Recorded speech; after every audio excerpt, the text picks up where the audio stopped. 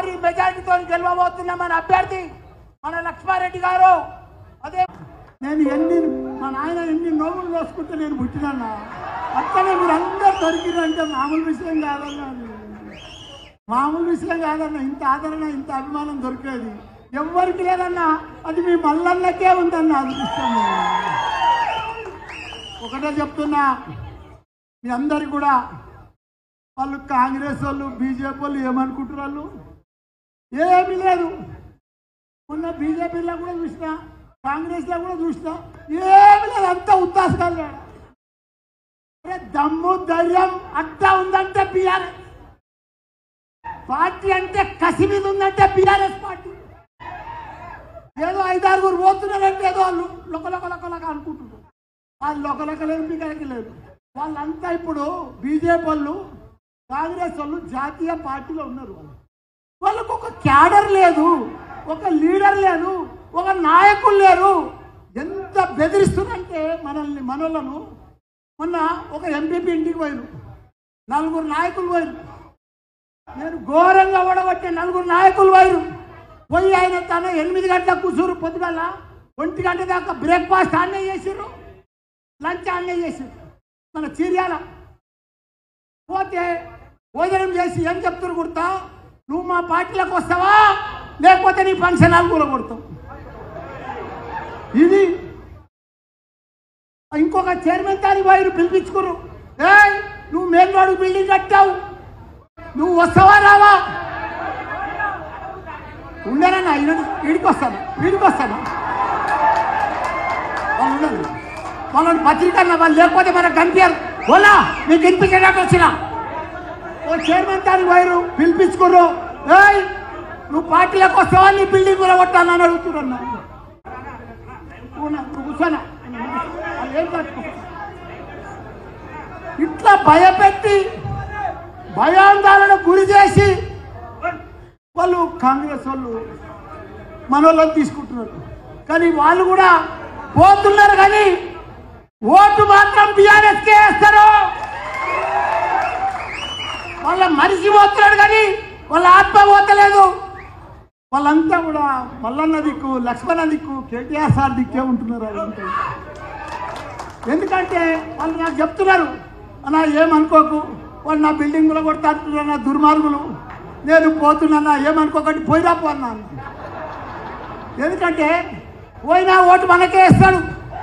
వాళ్ళు మనసు నింపడం లేదు, అంత బాధ పెడుతున్నారు.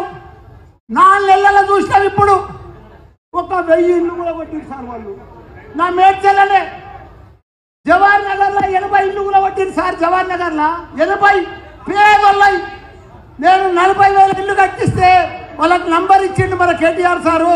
200 కోట్లు పెట్టి అభివృద్ధి చేస్తే ఇలా వీళ్ళు వచ్చి కాంగ్రెస్ వాళ్ళు వచ్చి 40-80 ఇల్లు కూడా కొట్టిరు.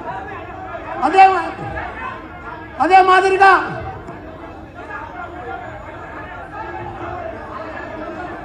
బాబు ప్రెస్లో జర మధ్యలో నిలబడరు నాయన, ఏం కాదు, నేను అక్కడ రౌండ్ కొట్టుకుంటే తిరుగుతా. ఇంకా మీరు మంచిగా కేటీఆర్ సార్ తీసుకున్నాను. జర కూర్చోరేనా అవునా, జర కూర్చోరే. అదే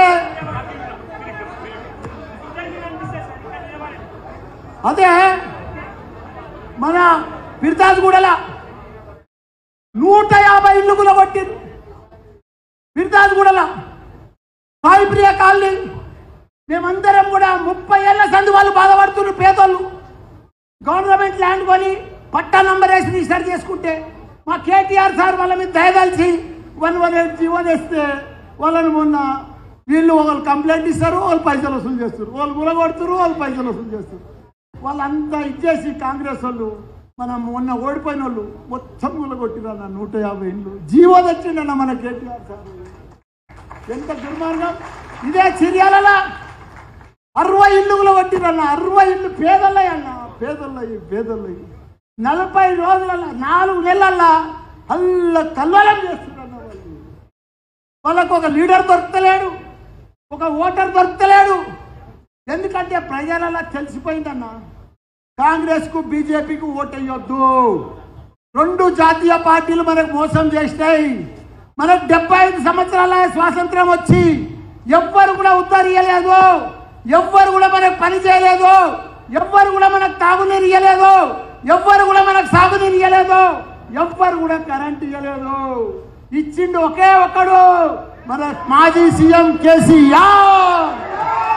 ఇలా దేశంలో 28 రాష్ట్రాలుంటే మన తెలంగాణ రాష్ట్రం నంబర్ 1 రాష్ట్రంగా, ఆదర్శ రాష్ట్రంగా.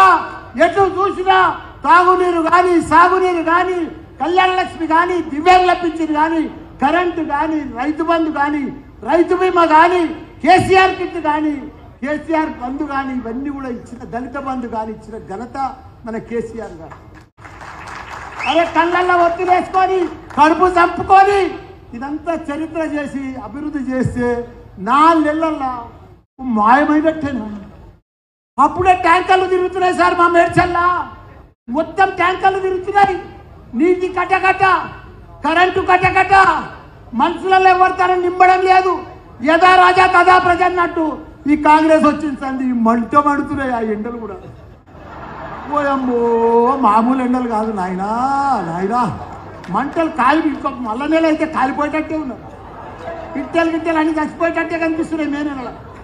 వాళ్ళంత మంచి వాళ్ళు వచ్చిందా మనకు పరిపాలనకు, అంత గొప్ప వాళ్ళు వచ్చింది. జరసేపు ఉండాలా, డిస్టర్బ్ చేసి నీకు దండం పెడతా, ఆయన కూర్చుని పెట్టా.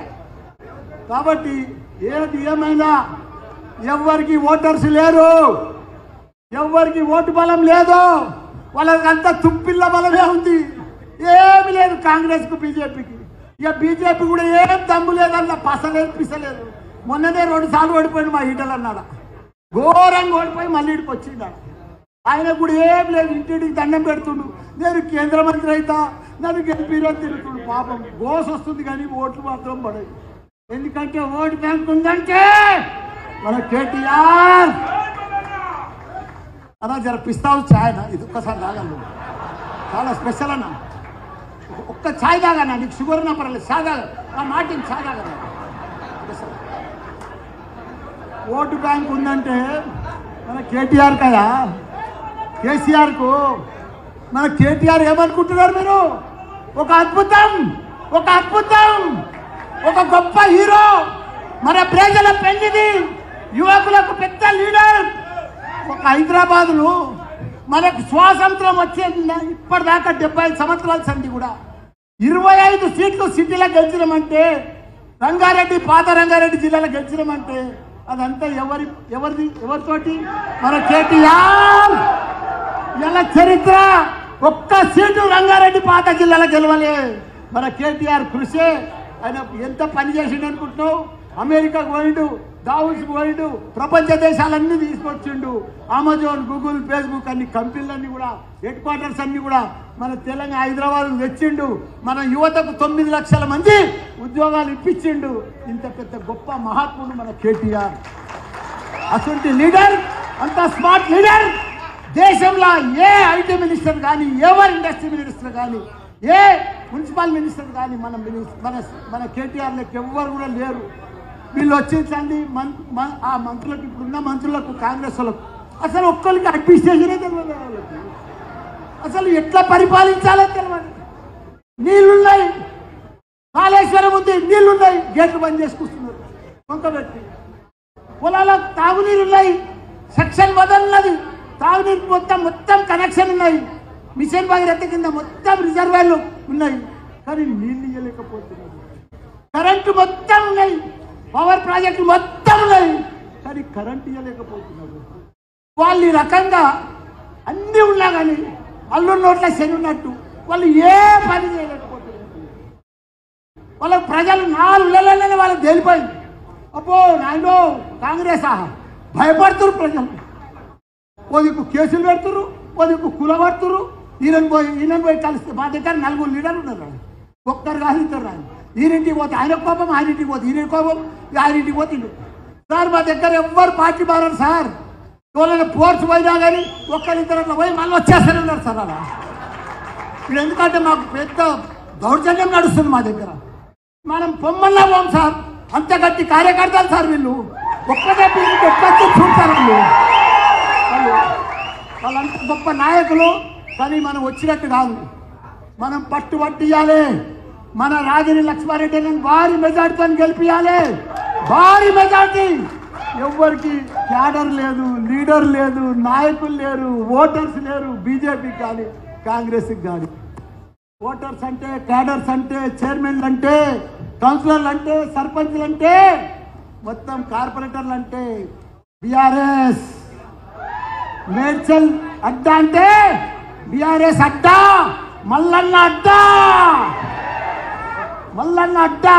కాబట్టి మనమందరం కూడా ఒక తాటి మీద ఉండి, వాళ్ళ ఊపు కాదు, వాళ్ళ ఇళ్ళలో తిరిగినా కానీ మనం ఎక్కడ కూడా భయపడొద్దు.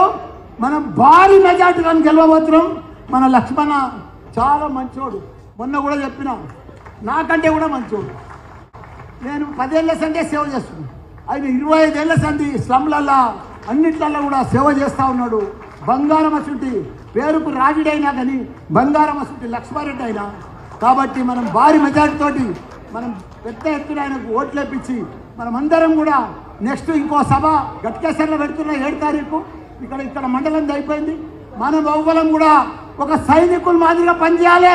మనం కేసీఆర్ కోసం, కేటీఆర్ కోసం మనం పనిచేసే బాధ్యత